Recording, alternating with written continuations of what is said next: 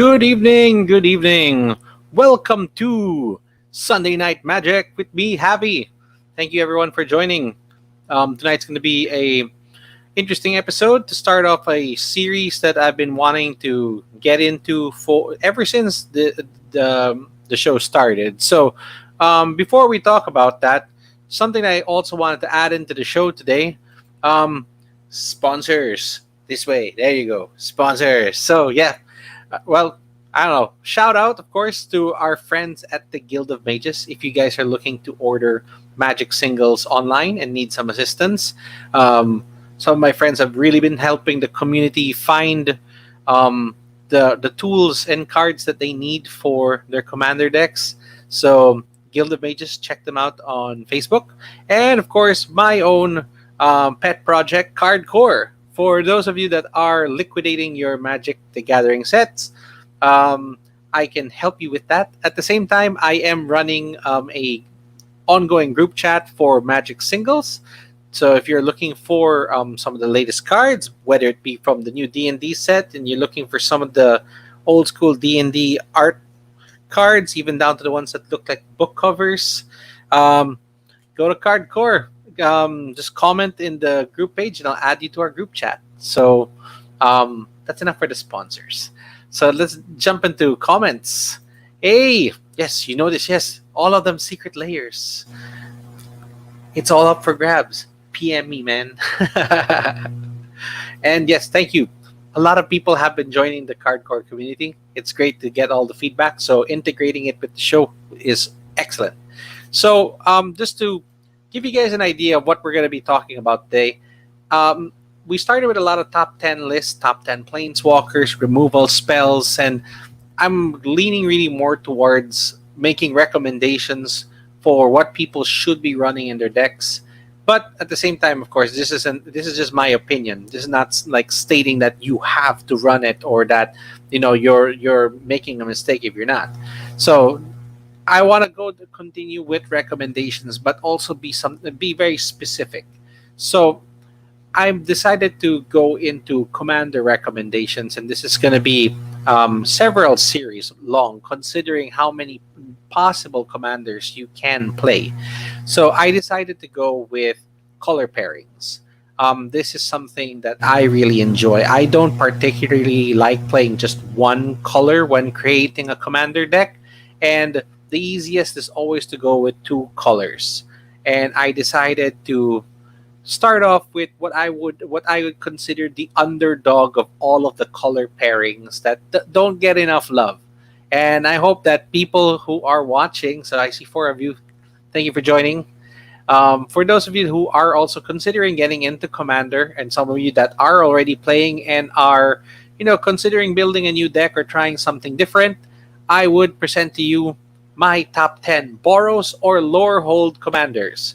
So, for those of you that are not aware, BOROS just means red white. It was a military legion that was introduced into Magic lore, followed now recently by the group known as LOREHOLD, which is a school that specializes in artifice, excavation. So they're like historians, so to speak, but really mainly about artifacts. So they're like treasure hunters in a way and archaeologists. So the two factions or the two ideas have some similarities, but also have very distinct characteristics, which we're going to talk about as I go through my top 10 list of commanders.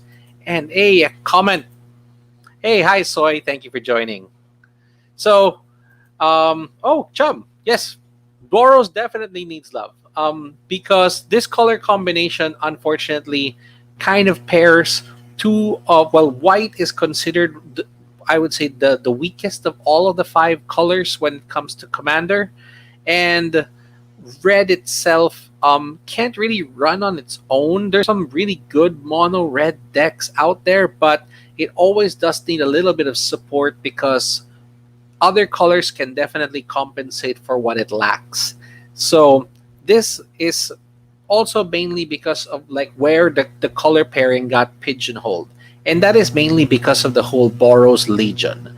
They decided to make red white the aggressive military color pairing, which means that all of their cards have been combat based or equipment and aura based, that it kind of set up that one path that the color pairing will go, and it's very easy to stop, it's very easy to gas out, it has its problems. And so Wizards of the Coast have been fixing it by introducing different mechanics into the red white pairing, which is what led to the creation of Lorehold. So let's move into my top 10. I want to begin with actually a brand new card that just came out in the D&D Adventures in the Forgotten Realms set. That's so long. Well, it's called AFR now. So there, in the AFR set, I'd like to present to you number 10, Brunner. I'm going to say Brunner Battlehammer. So a 4-cast 5/3 legendary dwarf warrior. So warrior does have some support.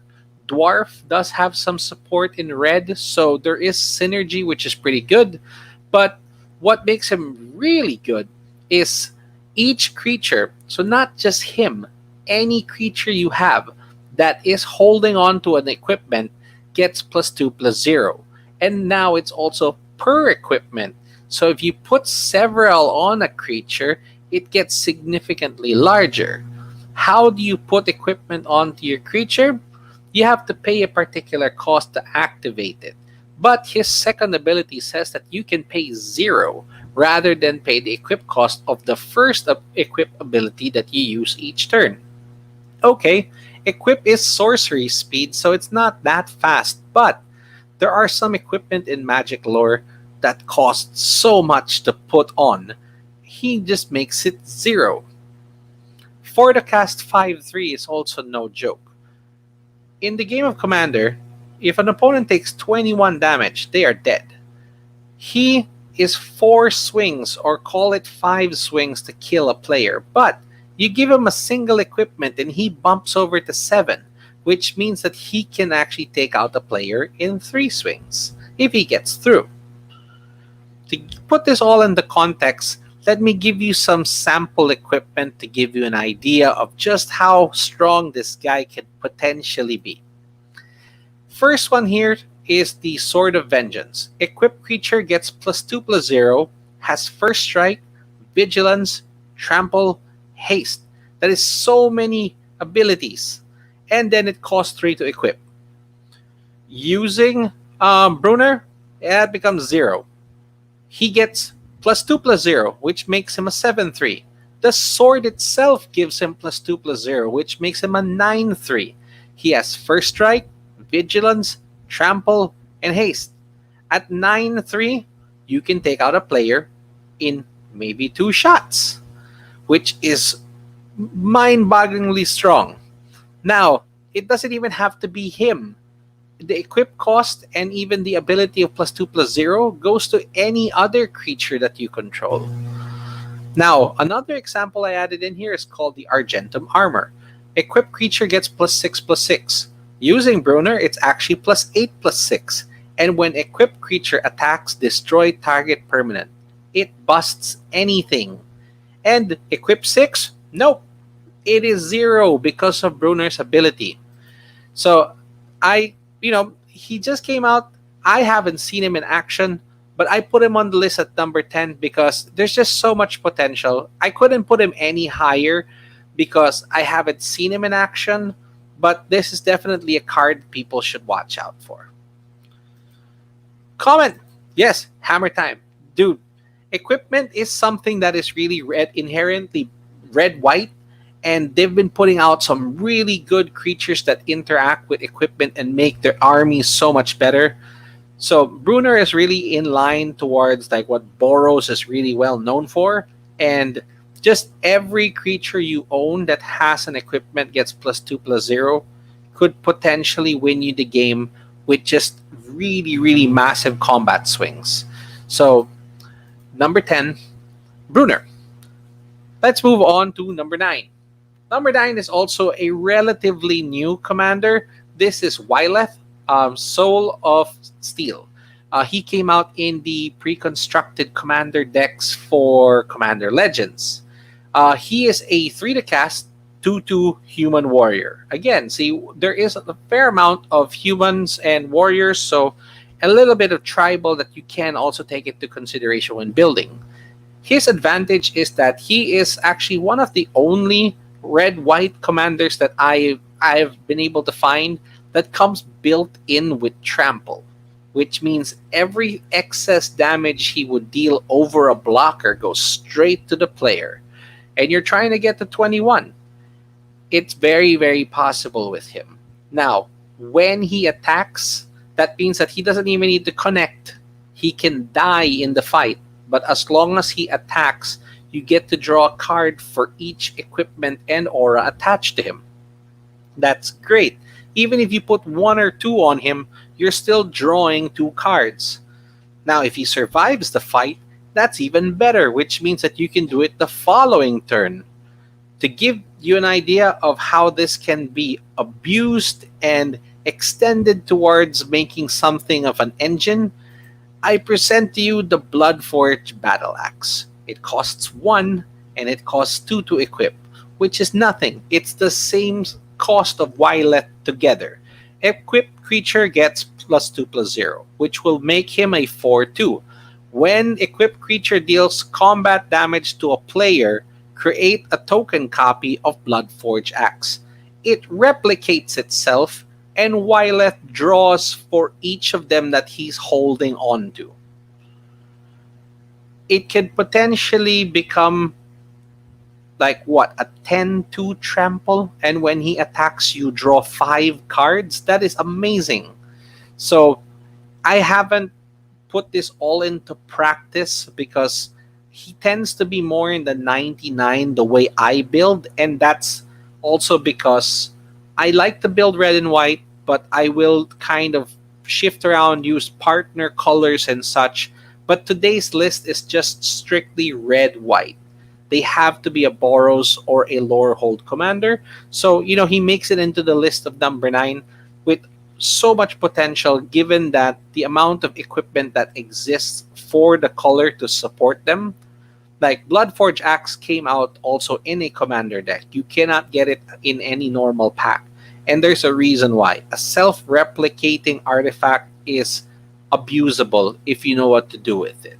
So that is number 9, Wyleth. Another comment. Okay, yes. Arden Rograk. Oh, well, there.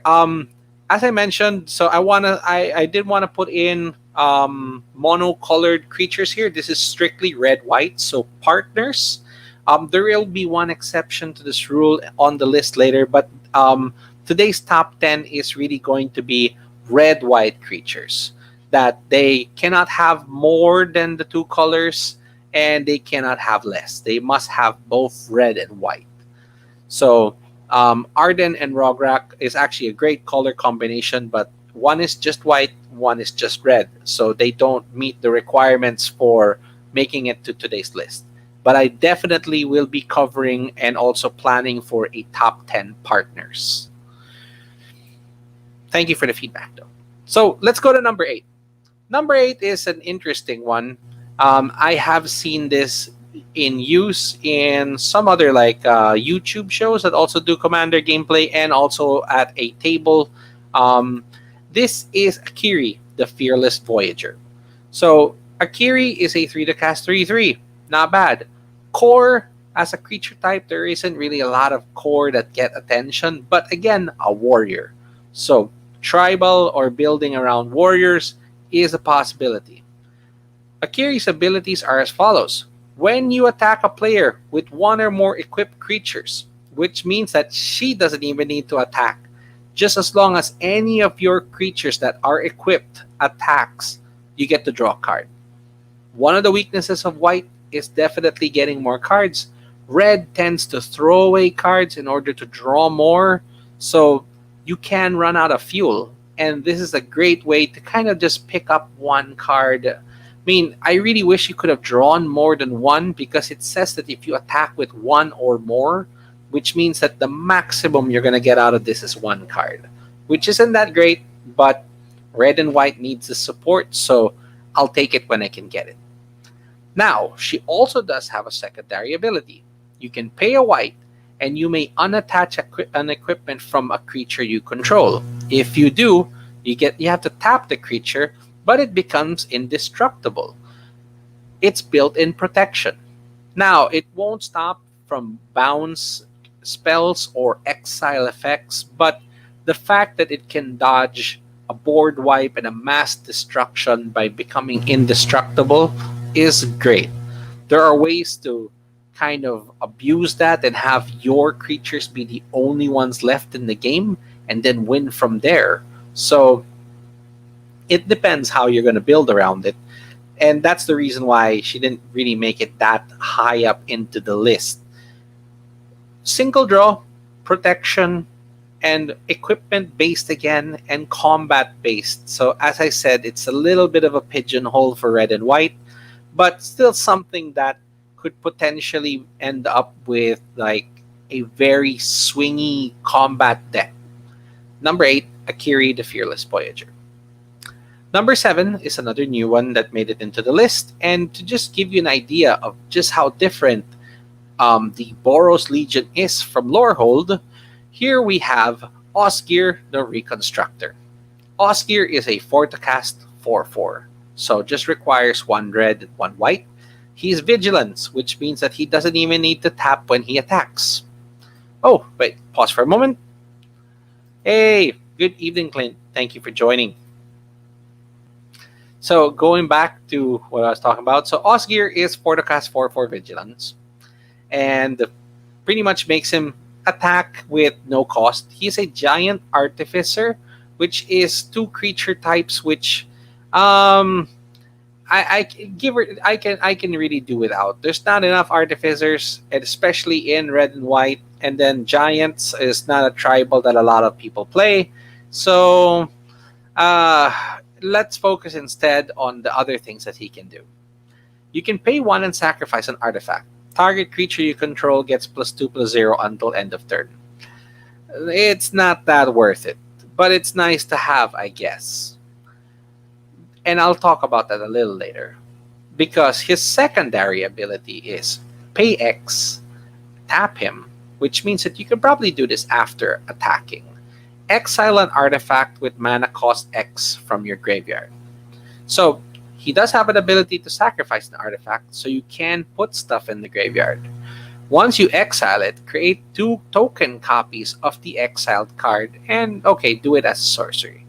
The sorcery speed part is kind of crappy and does hurt the card, but red and white also are the colors of control.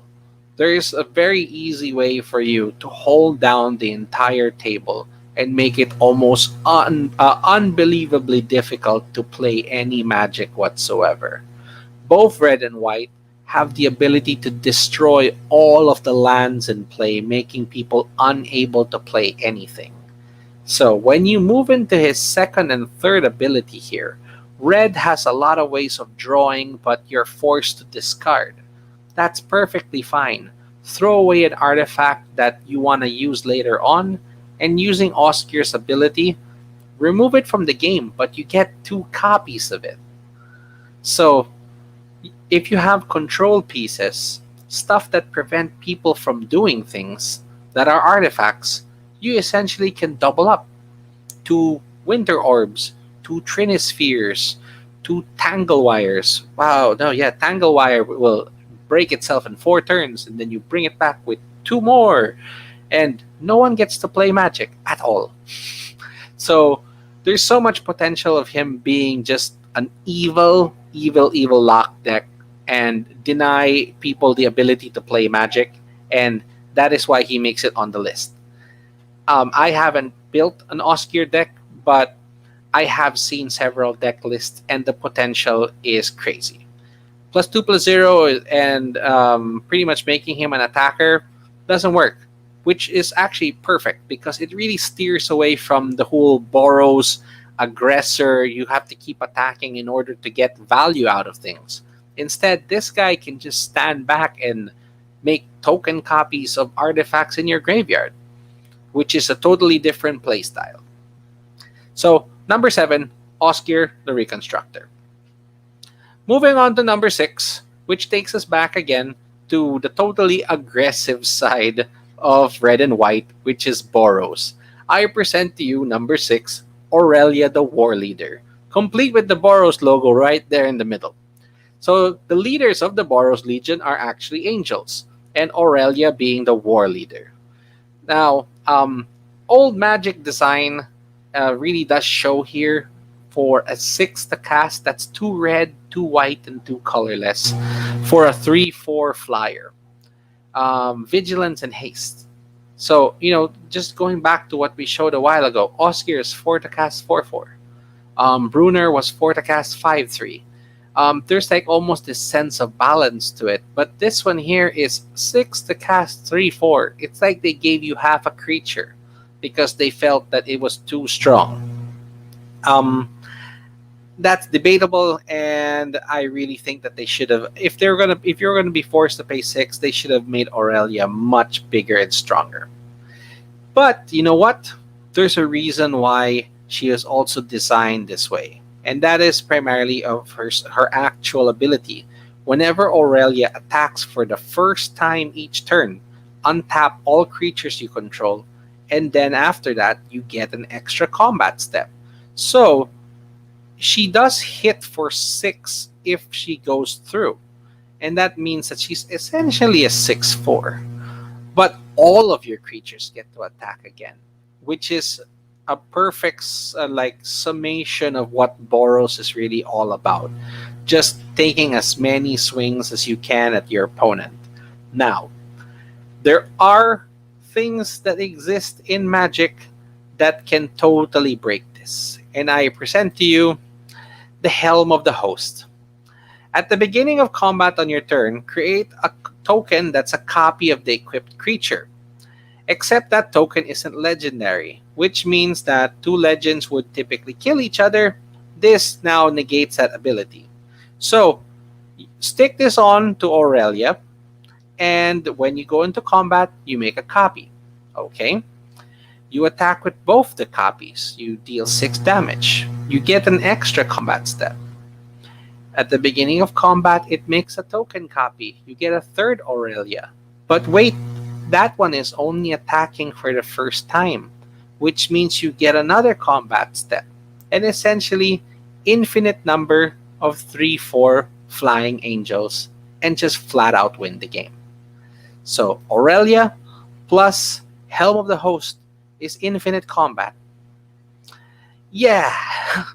But you know what? The reason why she is also now a number 6 is because there is another card that exists in mono red, which is Goddo the Bandit Warlord, that does it so much better. But if you really want to splash in some white, it also costs 6. You can go with Aurelia. So number 6, Aurelia the War Leader. Oh, a comment. Oh, yes, Godsend. That's true. So that is another card that you can definitely pair with her too. Thank you for the recommendation. Yep. So you can definitely power her up, or you can just break the game with something like Helm of the Host.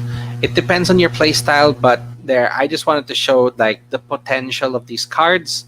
And I tried running it before. It's a little tricky, hence the number 6.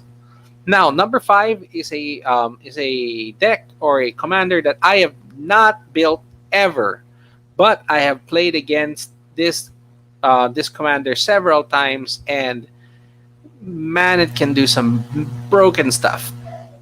Number 5 is Feather the Redeemed, another angel. So, noticing a theme.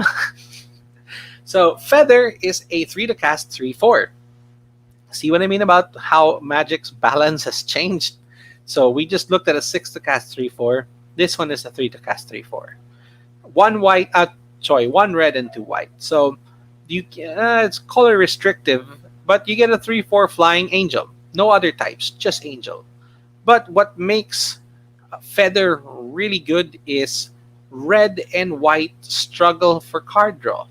And Feather's abilities are as follows. Whenever you cast an instant or sorcery that targets a creature you control, instead of spending the card and putting it into your graveyard, you set it outside of the game. And when you end your turn, it goes back to your hand. So you get to keep the spell, which means that you have repeated use of it as long as you're targeting your own creatures. Red and white are also famous and known for pump spells that make their creatures bigger, color protection spells, making them unblockable, and at the same time pairing it with just a draw a card effect. That's just like, oh, this creature now has first strike, draw a card. But thanks to Feather's ability, you keep that card and you can essentially keep using it, and it becomes a draw engine. You get to use it once a turn because as you cast the spell, it leaves the game and then comes back. But if it's an instant, you can essentially play it in every other player's turn. For a one to cast spell, something off the top of my head, Crimson Wisp. This creature is now red, draw a card. Okay, do it 4 times in the rotation of a table. You keep the Crimson Wisp and you draw 4. You have a total of 5 cards out of this, as long as you can keep paying. So Feather has so much potential, and I've seen the deck one-shot players. I think I was even like taken out, but also using equipment that gave poison or something. And there are instances in sorceries that untap a creature, it can attack again. You can keep that spell as long as you can keep going and producing the mana needed. It can snowball into such a massive storm count of just spell over spell over spell and can go out of control. So, number 5, Feather the Redeemed. Great card to potentially build a deck around. Number 4 is the exception that I discussed earlier for red-white. And it's also a tie between 2 creatures for that same reason. Number 4 are the original partner cards, Akiri Lineslinger, yes, another entry for Akiri, and Bruce Tarl, Boorish Herder. Or Boorish Herder. So these are the very first red-white commanders that were built with partner. I am more inclined towards Akiri Lineslinger because I play a lot of artifacts. So I mean a 2 to cast 0/3 that gets as big as many artifacts that you have, and vigilance in the first strike means that she will rarely ever die in a fight. But the 2 of them make it on this list. Bruce gives double strike to any attacking creature, which is great. But they are both on this list and also on number 4 because they do one of the best things that you can do with red-white, which is introduce another color. So, if you're really pushing red-white, but you need tutors, you need counter spells, oh, I need to put elves in this for some reason. They have a lot of warriors, and I want that in my 99 as well. Okay, these 2 can partner with a different partner creature, essentially adding in more color options for you to use. So that's one of the best utilities that you have from them. There are even decks that run these commanders without ever playing them, just because they wanted to just have that color in the 99. I don't ever think that I would play Akiri and Bruce together and just really stick with the red-white colors. But you know what? There is the possibility that you get Akiri, bunch of treasure tokens and artifacts, self-replicating access that I talked about earlier. Let's say you get her at an 11/3. Using Bruce, you can give her double strike and you can hit someone for 22 and kill them in one punch. It's an unlikely situation, but the reason why, again, that they're on this list is they provide flexibility in your deck building because they will allow you to pair with another partner and pretty much get red, white, and any other color combination that you want, making it at the maximum of 4 colors. Like I play red, white, blue, black together. I don't include green, and these creatures specifically allow you to do that. So Number 4 is the original partners, Akiri and Bruce.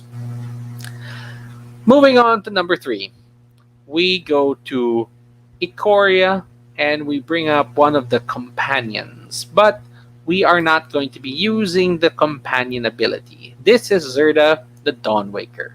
Zerda is a 3 to cast 3/3, a legendary elemental fox. Yes, a fox has outranked dwarves, core, angels, warriors, and humans.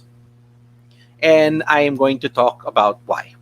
So, Zerda has the ability of becoming a companion, essentially being the 101 card for your deck, but you need every permanent in your starting deck to have an activated ability. Um, that's really tricky. So it's a difficult deck building concept that I'd rather not get into. So you don't really want, or we're not really talking about Zerda as a companion. We're going to talk about Zerda as a commander, being the leader of your deck. And that's where we get into the second half of the card. Activated abilities, okay? Abilities you activate that aren't mana abilities cost 2 less. This effect cannot reduce the ability to less than 1, which means you'll always end up with 1 mana. Oh, a comment. Oh, yes. Okay, thank you for bringing that up. Yes, really good art. Yes, from Jesper. I'm trying to remember some other cards that come to mind, but yes, the art card or the full extended art version of this is actually gorgeous. So, um, going back to the ability, just really quick. Abilities that you activate, just like the equipments that we were looking at a while ago, all get reduced by 2. But at the maximum will always end up being 1. Okay, it has another ability here that pay 1 and tap him, target creature can't block this turn. That's okay. I mean, if you want to try getting into an opponent and they only have 1 blocker, okay. But really, that central static ability is what makes Zerda a potentially lethal commander. And to give you an idea, I will present one single card that will pretty much answer the question of what can you do with Zerda. This is the Basalt Monolith. It costs 3. It doesn't untap. When you use it, you get 3 colorless, and you can pay 3 to untap it. So it just like keeps paying for itself for, I don't know, if you just wanted to tap and untap something and be annoying. But Zerda's ability says that you reduce the activated cost by 2, which means that this monolith will untap for 1. It makes 3, untaps for 1, leaving 2 for you to use. You'll tap for 3 again, untap for 1. You now have 4 colorless to use. The 2 of them together is essentially infinite colorless mana. Now, what are you going to do with the infinite colorless mana? Red and white do have several options for you to filter all of that through. You can play even the biggest things that you have, like Eldrazi's if you want to, or the biggest artifacts in the game, or something that red is known for. X spells, X damage to the face, and just take out players. You could build around this in so many different ways that Zerda is a sleeper. I have only played against one opponent who uses Zerda, and he has made 2 variations of it, and it can happen as quickly as turn 2 if you are not paying attention. So it is broken to all hell.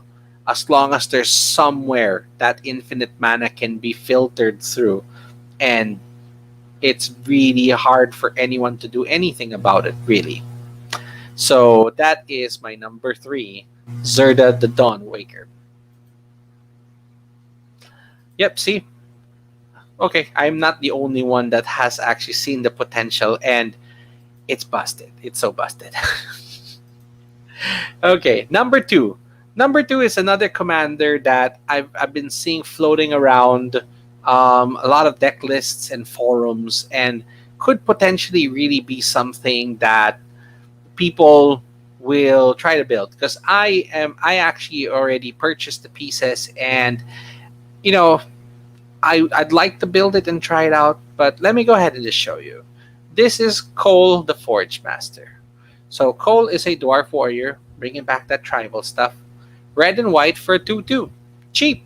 You can come down immediately.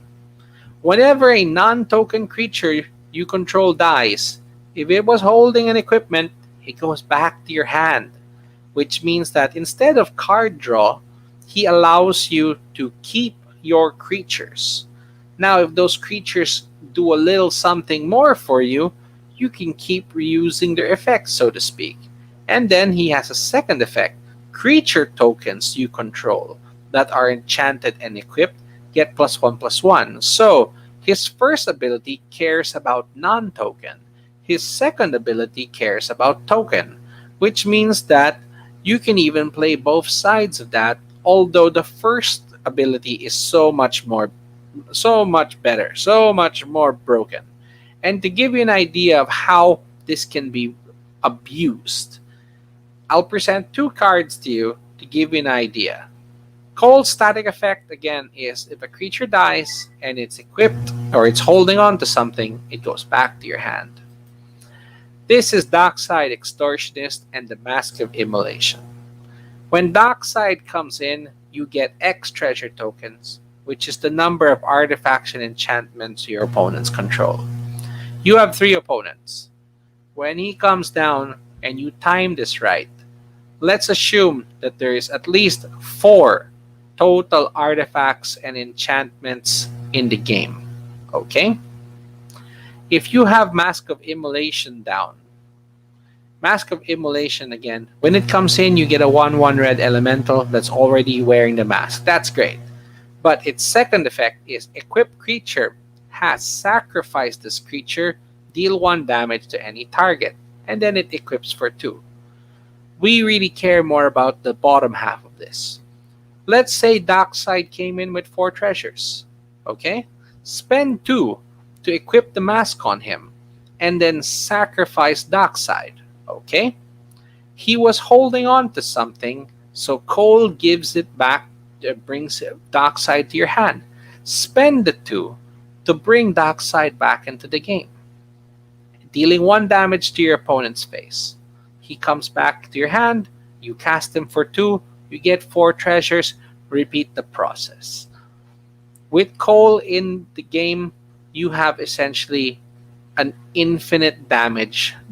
It's a machine gun. It's at sorcery speed, okay, but it's something that players are not particularly ready to answer, and because the creature keeps coming back to your hand, and no one really counters creature spells, they'd rather kill the creature. But if they're holding on to an equipment, they come back. The potential for Cole has already been, again, like I said, discussed in so many forums with so many different other loops. There are 0 to cast creatures that you can sacrifice to make colored mana, and it will come back to your hand as long as it's wearing an equipment. There are equipments that have 0 equip cost, like Lightning Greaves, and so you can build infinite loops that doesn't do combat like BOROS does, or doesn't really do the whole LOREHOLD situation of playing with your graveyard. This is like a totally different approach that is unique and abusable to all hell. Maybe it is a little bit more towards what LOREHOLD eventually became, since this was the set before LOREHOLD. So I think that this was Wizards kind of experimenting with alternate ways that red-white could function. So number 2, great card. Cannot wait to try building it myself. Cole the Forge Master. Now, our number 1, or my number 1. So just taking a step back to remind everyone, this is my personal top 10. I could be right, it could be wrong. You could have your own opinion. And, build the way you want, put in the cards that you want. But really, if you are trying to build red-white, I think that you should take these cards into consideration. And especially number one, the boogeyman of Boros, Winota Joiner Forces. A 4 to cast 4/4. So again, new card design, you get exactly what you paid for. And it's a human warrior. Warrior again showing up, making the potential for tribal. But also, this is one of the only ones that really care about creature types because Winoda's abilities read as follows. Whenever a non-human creature you control attacks, which means that she doesn't take herself into consideration here. So fine, don't attack with Winota. Just let her stand there. But if any other non-human creature you control attacks, look at the top 6 cards of your library and you can put a human into the fight, tapped and attacking, and it indestructible until end of turn, which means that it won't even die. And after everything else from the top 6, go underneath your library in a random order. For just attacking, you get free creatures. You don't even have to cast the creatures. They just go in, which means they can't even be countered. Okay, it's limited that you can only put humans. But as you've seen in the list that we've been going through, there are also some very broken human warriors that can come into the game. Just like, oh, I'll attack with my 1/1 elemental that came with the Mask of Immolation. Look at the top 6, and you can get the biggest human that you put into the deck, which means that you kind of build something that's like 50-50. 50% non-human, 50% human, so that you can cheat them into the fight. And there are actually some really good human creature type cards that focus a lot of control, make casting cost so much, make people make tax effects, make things come in slower, force opponents to have to play their lands tapped, pay more for their spells, or not even be able to interact with you during your own turn. So, depending on how you build this and what kind of pool of red and white human creatures you will have access to, Winota is an amazing commander to use.